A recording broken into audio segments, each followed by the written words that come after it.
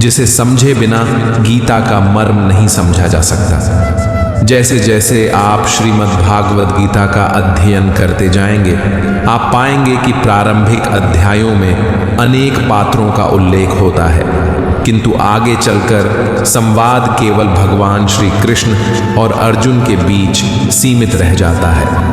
इसका एक गूढ़ संकेत है, यह दिव्य ज्ञान केवल उस अनुरागी अर्जुन के लिए है जिसने शरणागति को अपनाया है, क्योंकि जब तक व्यक्ति स्वयं भगवान को पाने की तीव्र इच्छा नहीं करता, तब तक गीता का ज्ञान उसके भीतर नहीं उतरता। अब यदि हम प्रथम अध्याय के 11वें श्लोक को देखें तो वहां दुर्योधन अपने गुरु द्रोणाचार्य से कहता है, अयनेषु च सर्वेषु यथा भागम वस्थिता भीष्ममेवाभिरक्षन्तु भवन्तः सर्व एव ही।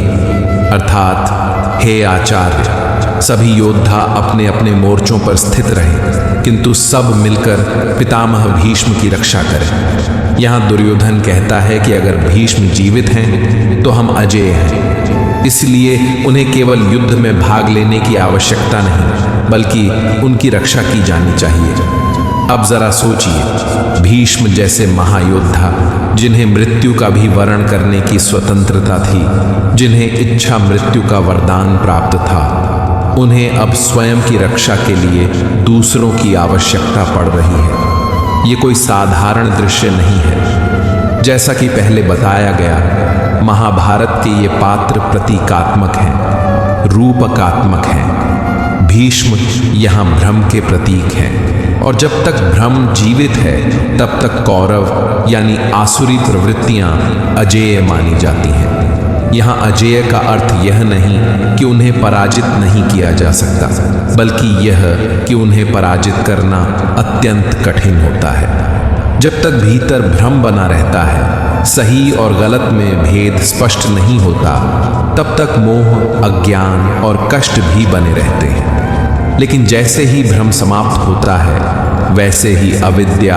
मोह और सभी विकार अपना अस्तित्व खोने लगते हैं। इसलिए भीष्म का जीवित रहना केवल युद्ध में उनकी भूमिका नहीं, बल्कि यह बताने का संकेत है कि जब तक हमारे भीतर का भ्रम जीवित है, तब तक आध्यात्मिक विजय संभव नहीं है। दुर्योधन अपने गुरु द्रोणाचार्य से कहता है, गुरुदेव, पांडवों की सेना का नेतृत्व भीम कर रहा है और हमारी सेना का नेतृत्व पितामह भीष्म कर रहे हैं। यह बात केवल युद्ध के प्रबंध की नहीं, बल्कि एक गहरा प्रतीक है। भीम यहाँ भाव का प्रतीक है, और केवल भावों में ही परमात्मा का वास होता है। जब तक आपके भीतर सच्चे भाव हैं, तब तक आप परमात्मा की ओर बढ़ सकते हैं, उनकी अनुभूति कर सकते हैं। लेकिन जब तक भीतर भ्रम जीवित है, जिसे भीष्म के रूप में दर्शाया गया है,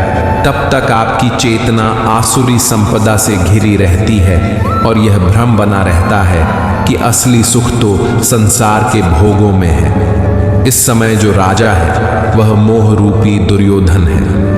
वही संवाद कर रहा है गुरु द्रोणाचार्य से, जो द्वैत बुद्धि का प्रतीक है। द्वैत यानी मैं अलग हूं और परमात्मा अलग है। जब तक यह अनुभूति बनी रहती है कि हम और ईश्वर अलग हैं, तब तक वह द्रोणाचार्य जीवित रहते हैं। आचार्य द्रोण के बारे में कहा जाता है कि जब तक उनके हाथ में शस्त्र है, उन्हें कोई पराजित नहीं कर सकता। वे अजेय हैं, और यही द्वैत बुद्धि का स्वभाव भी है, जो तब तक टूटती नहीं जब तक कि उसे भीतर से कोई गहरी चोट न दी जाए। तब भगवान श्री कृष्ण ने एक युक्ति रची। उन्होंने कहा, कौरवों की सेना में एक हाथी है जिसका नाम अश्वत्थामा है। अगर उसे मार दिया जाए और यह प्रचार कर दिया जाए कि अश्वत्थामा मारा गया, तो द्रोणाचार्य इसे अपने पुत्र की मृत्यु समझ लेंगे। यही हुआ। भीम ने अश्वत्थामा नामक हाथी को मार दिया। फिर युधिष्ठिर ने सत्य को न तोड़ते हुए धीरे से कहा, अश्वत्थामा हथ, और बाकी शब्द नर व कुंजरा, मनुष्य या हाथी, धीमे स्वर में बोले। द्रोणाचार्य ने केवल पहले भाग को सुना और मान लिया कि उनका पुत्र मर गया है। उनके हाथ से धनुष छूट गया। वे निष्प्राण से युद्ध भूमि में बैठ गए और तब उनकी मृत्यु हुई। यहाँ मृत्यु किसी अस्त्र से नहीं हुई, मृत्यु हुई मोह से। जिस पुत्र से अत्यधिक आसक्ति थी, उसी के खोने की कल्पना ने उन्हें पराजित कर दिया। और इस कथा का सबसे गहरा संकेत है अश्वत्थामा का अमर होना। अश्वत्थामा प्रतीक है उस मोह का, उस लगाव का जो मनुष्य को जन्म जन्मांतरों तक बांधे रखता है। जब तक आत्मज्ञान नहीं होता, जब तक मोक्ष नहीं प्राप्त होता, यह मोह किसी न किसी रूप में जीवित रहता है। इसलिए अश्वत्थामा को अमर कहा गया है। वह आज भी जीवित है क्योंकि मोह आज भी हमारे भीतर है। श्रीमद् भगवद गीता के प्रथम अध्याय के श्लोक 15 में वर्णित है, पांचजन्यम ऋषिकेशो देवदत्तम धनंजय पौंड्रम दद्मो महाशंखम भीमकर्मा वृकोदर, अर्थात ऋषिकेश जो कि समस्त इंद्रियों के स्वामी हैं। भगवान श्री कृष्ण ने पांचजन्य नामक शंख बजाया। अर्जुन ने देवदत्त शंख और भीम ने पौंड्र नामक महान शंख ध्वनित किया।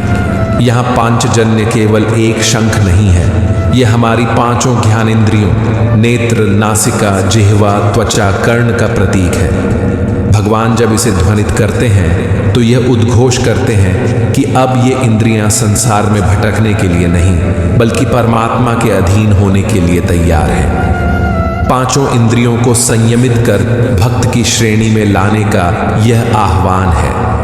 भगवान श्री कृष्ण केवल एक सारथी नहीं, सद्गुरु हैं, योगेश्वर हैं। जब अर्जुन युद्ध भूमि में भ्रमित हो गया, मोह से भर गया, तब उसने श्री कृष्ण से कहा, शिष्यस्ते हम शादिमा त्वां प्रपन्नम, अर्थात हे प्रभु, मैं अब आपका शिष्य हूँ, आपकी शरण में हूँ। मुझे ज्ञान दीजिए, मेरा मार्गदर्शन कीजिए, मुझे पार लगाइए। जब तक कोई शिष्य स्वयं को पूर्णतः भगवान के हवाले नहीं करता, जब तक भगवान स्वयं उसके हाथ नहीं थामते, तब तक सच्चे अर्थों में साधना, ध्यान, भजन या आत्मान्वेषण की यात्रा आरंभ नहीं होती।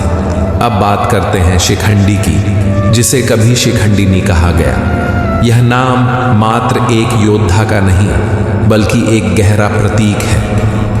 यथार्थ गीता में स्वामी जी कहते हैं कि शिखंडी का अर्थ है शिखा सूत्र का त्याग, अर्थात जब व्यक्ति अपने बाह्य आडंबर, जातिगत अभिमान, कर्मकांड की दिखावे वाली प्रवृत्तियों को त्याग देता है, जब वह केवल सत्य की खोज में लग जाता है, तब वह शिखंडी बनता है।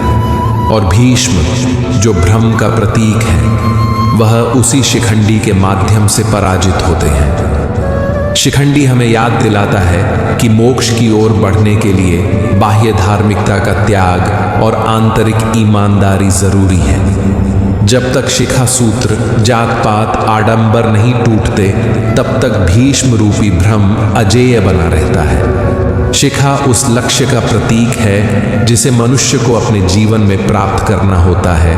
वह परम लक्ष्य, वह परमात्मा की प्राप्ति। और सूत्र हमारे भीतर जड़े हुए संस्कारों का प्रतीक है।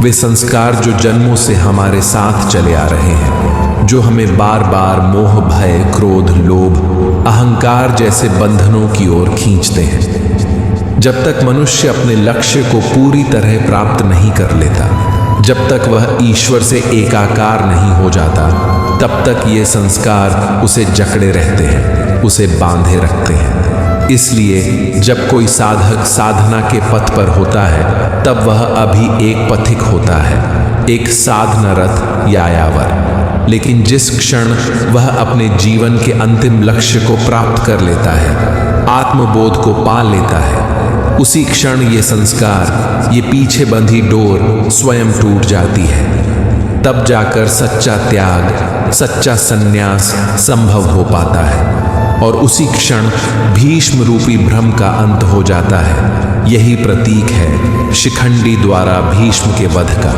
अब आते हैं श्रीमद् भगवद गीता के प्रथम अध्याय की ओर। इस अध्याय के आरंभिक भाग में पात्रों का परिचय होता है। कौन कौन योद्धा हैं, कौन महारथी कहाँ खड़ा है, किसके हाथ में कौन सा शंख है, कौन सेना का नेतृत्व कर रहा है। लेकिन जैसे ही यह अध्याय आगे बढ़ता है, मंच पर केंद्र में आता है अर्जुन। वह अर्जुन जो युद्ध भूमि के बीच अपने रथ को खड़ा करवाना चाहता है। वह श्री कृष्ण से निवेदन करता है, हे माधव, मेरा रथ दोनों सेनाओं के बीच ले चलो, ताकि मैं देख सकूं कि कौन कौन लोग युद्ध के लिए एकत्रित हुए हैं।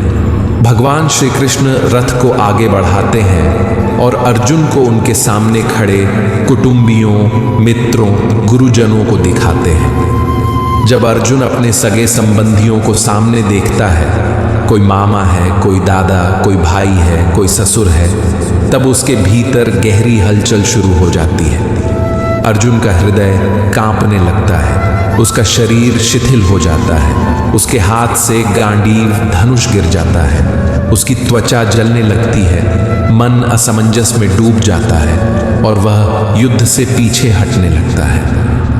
उसे लगता है कि यह युद्ध केवल रक्त और मांस का संघर्ष नहीं, यह अपनों के विरुद्ध खड़े होने की पीड़ा है। यहीं से गीता का असली संवाद आरंभ होता है, जब संघर्ष बाहरी नहीं बल्कि आंतरिक हो जाता है, जब एक योद्धा का द्वंद्व केवल युद्ध भूमि का नहीं, आत्मा का हो जाता है। और इसी द्वंद्व को मिटाने के लिए श्री कृष्ण ज्ञान का दीपक जलाते हैं। अर्जुन के लिए यह युद्ध असमंजस और पीड़ा से भरा हुआ है। उसे समझ नहीं आता कि यह कैसा युद्ध है जिसमें दोनों पक्षों में अपने ही लोग खड़े हैं, गुरुजन, संबंधी, कुटुंबी। वह युद्ध भूमि में खड़ा तो है, परंतु उसके भीतर गहरी हलचल मची हुई है। वह श्री कृष्ण से कहता है, हे माधव, मेरे शरीर में कंपन हो रहा है, मेरा गांडीव हाथ से गिर रहा है और मेरी त्वचा जल रही है। यह युद्ध तो मुझे विनाश की ओर ले जाता प्रतीत हो रहा है, न कि कल्याण की ओर। अर्जुन इस क्षण तक श्री कृष्ण को केवल एक मित्र मानता है, एक सखा, एक सारथी। वह अब भी यह नहीं जानता कि सामने जो खड़ा है वह स्वयं परमेश्वर का अवतार है, वही योगेश्वर है जो उसे शीघ्र ही गीता का दिव्य ज्ञान देने वाले हैं। यह वही श्री कृष्ण है जिनका विराट स्वरूप उसे 11वें अध्याय में देखने को मिलेगा। लेकिन अभी तक उसकी दृष्टि मोह के पर्दे से ढकी हुई है। अर्जुन के भीतर जो द्वंद्व है वह केवल व्यक्तिगत नहीं है, वह सामाजिक भी है। प्रथम अध्याय के 41वें श्लोक में वह कहता है, अधर्माभिभवात् कृष्ण प्रदुष्यन्ति कुलस्त्रिय स्त्रीषु दुष्टासु वार्ष्णेय जायते वर्णसंकर।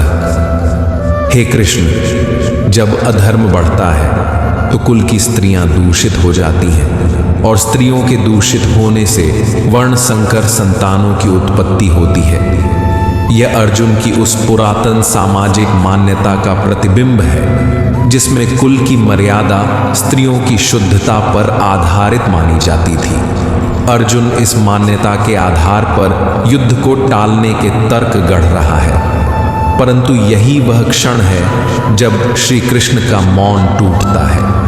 आगे चलकर वह स्पष्ट करते हैं कि सच्चा धर्म बाह्य कुलों की शुद्धता नहीं बल्कि अंतःकरण की शुद्धता है। वे यह समझाते हैं कि यदि किसी के मन में भ्रम है, मोह है, द्वेष है, तो उसका हर निर्णय अपवित्र होगा, चाहे वह कुल की रक्षा के नाम पर हो या किसी आदर्श के नाम पर। भगवान श्री कृष्ण आगे यह भी स्पष्ट करते हैं कि जब कोई भक्त, चाहे वह वर्ण, लिंग, कुल या जाति से जो भी हो, पूर्ण श्रद्धा और समर्पण से आराधना करता है तो वह मेरी दृष्टि में पूर्ण रूप से शुद्ध और मोक्ष का अधिकारी होता है। इस प्रकार अर्जुन की हर शंका, हर सामाजिक मान्यता को श्री कृष्ण धीरे धीरे खंडित करते हैं और उसे उस उच्चतर ज्ञान की ओर ले जाते हैं जहां न तो वर्ण बचता है, न कुल, न स्त्री, न पुरुष।